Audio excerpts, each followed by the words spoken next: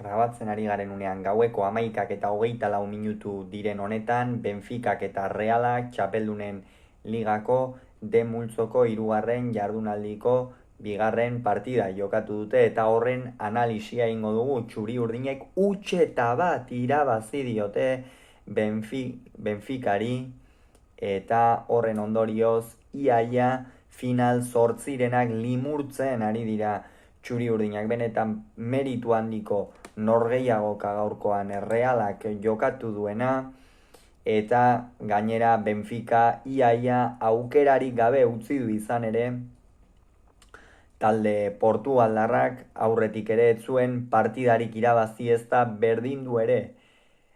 Lehenik eta behin gogora ditzagun bi talde hauek aurretik, norgehiagoka honen aurretik egindakoa euren ligetan, batetik Benficak irabazi egin zion Lusitaniari, aldiz Realak 1-4 irabazi zion Benficak, aldiz Realak 1-0 irabazi zion Mallorcari. Beraz, bi taldeak garaipen dinamikan iritsi dira, baina gaurkoan ikusi da Reala gehiago dela eta benetan horrek meritu handia dauka. Norgehiagoka ez da, espero bezala hasi behar bada, izan ere espero zena zen pixka bat Benficak jokoaren ekimena eramatea. Eta alde horretatik portugaldarrek ez dute une batean ere horretarako intentziorik eduki. Reala nahiko eroso egon da lehenengo minutuetan, hori oso garrantzitsua zen, lehen minutu horietan eroso egotea, baina erosoegi egon dela esango genuke. Hala ere, Benficak aukerak sortu ditu eta 12. minutuan Petar Musak gola egin du, baina epaiak balio gabe utzi du izan ere jokoz kanpoko posizioan zegoen pasea egin duen jokalaria. Horrek arnasa eman dio Realari eta abisu horrek ere esan daiteke behar bada Reala pixka bat berpiztu duela edo ez, norgehiagoka erosoa nahiko trabatua ere izaten ari zen hasiera horretan. Benfica ongi itxita ikusten genuen, naiz eta takekubo eskuinalde horretatik magia ateratzen saiatu edo, baita Barrenetxea ere, Brais ere saiatu da, behar bada bere postua baino aurrera xeago jokatzen, Merino ere, izan ere Benfica ongi itxita zegoen norgehiagoka hasieran, eta hau da Championsa ez, azkenean talde guztiak ongi prestatuta daude, behar bada norgehiagoka hobeak edo okerragoa jokatuko dituzte, baina talde guztiak oso ongi prestatuta daude, eta gaurkoan ere Benficak erakutsi du behintzat hasiera horretan ongi prestatuta dagoen talde badela, naiz eta Realak azkenerako min egin ahal izan dion.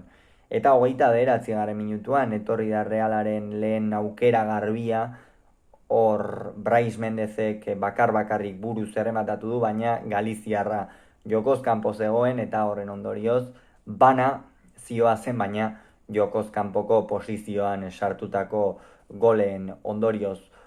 Hortik aurrera Realak dominatzen jarraitu du eta lehen zatian erabat puntu batetik aurrera, 30. minututik aurrera edo jada erabat Benfica jokoz kanpo utzi du. Realak berreskuratzen zituen baloi guztiak, Martin Zubimendi da norabidea eta zentzua ematen hasi zaio zela erdian jokoari, takekubo ere arriskua sortzen, hasieratik hasi da arriskua sortzen, baina 30. minutu horretatik aurrera behar bada geixeago, eta horren ondorioz Reala ere esnatzen eta sinesten joan da ez. Ze gaurko partida trampa zen. Norgehiagoka bakar bat ere irabazi ez zuen talde baten aurkako norgehiagoka zen, baina irabazi behar horrek ez, Realak bazekien gaur irabazten baldin bazuen, iaia bi hankak final zortzirenetan izango zituela, eta presio horrekin jokatzen ere jakin behar da. Eta Realak oso ongi jakin du gaurkoan presio horrekin jokatzen, eta horregatik iaia limurtzen ari da final zortzirenak.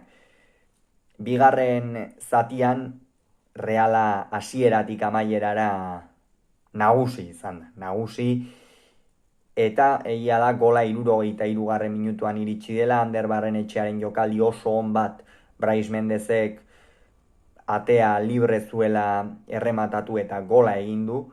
Ander Barrenetxeak sekulako jokaldia egin du eta sekulako partida jokatu du. Behar bada abiaduran eta ez ditu beste egun batzuetako diferentziak markatu gaurkoan Donostiarrak, baina bestela area barruan baloiak kontrolatzen, jokoari zentzua ematen eta abar oso ongi aritu da.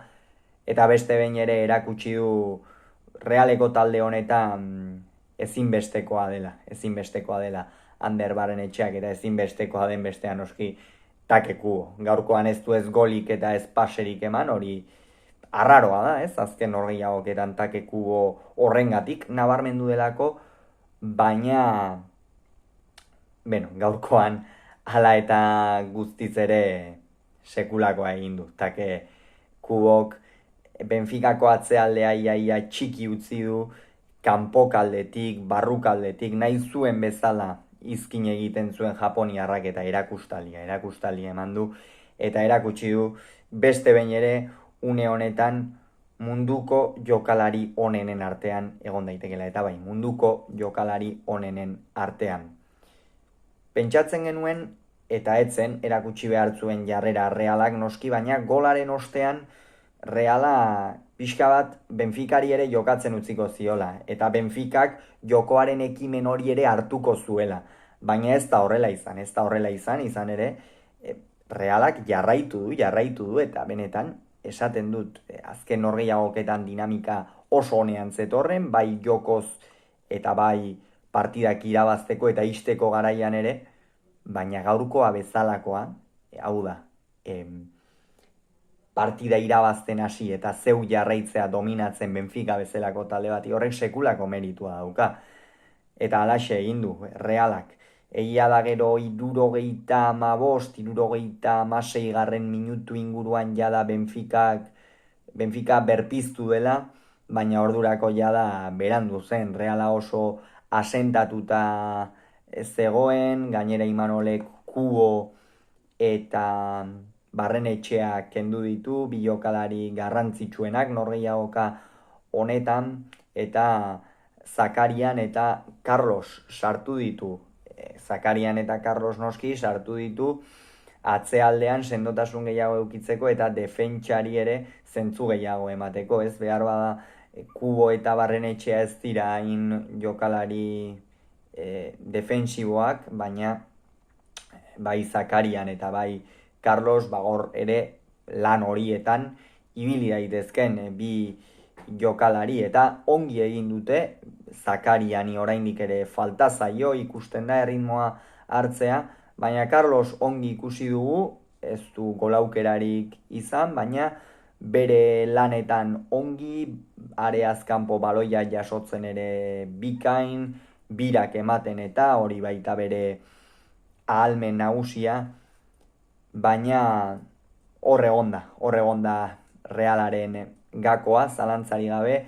Zakarian eta Carlos sartu direnean noski, eta Imanolek zentzu guztiarekin egin dituen bi aldaketa, eta azkenerako 80. bai, sufritzen ez, baina sufritzeko aukerekin iritsi da Reala, izan ere Benficak pare bat aukera edo izan ditu, baina ordurako ja berandu zen Portugaldarrentzat, eta balentria handiko garaipena 7 punturekin da. Une honetan Reala lider, izan ere iruko golaberaxa dauka, aldiz Milanek gehi bikoa, eta Salzburgo 3 punturekin geratuko litzateke, eta Benfica bakar bat gabe. Hauxe beraz, norgehiagoka honen inguruan esan beharreko guztia, hurrengoan gehiago izango duzue, bitartean ongi izan, agur!